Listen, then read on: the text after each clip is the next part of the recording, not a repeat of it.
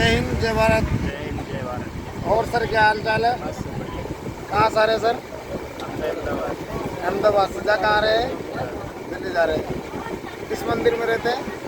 दिल्ली में काशी में ना वहाँ अच्छा अच्छा अच्छा। उत्तराखंड में रहते हैं। उत्तराखंड में रहते हैं, योगी के राज में रहते हैं। योगी राज। अच्छा, और वो योगी बाबा बढ़िया है? सब बढ़िया। बढ़िया काम चल रहा है?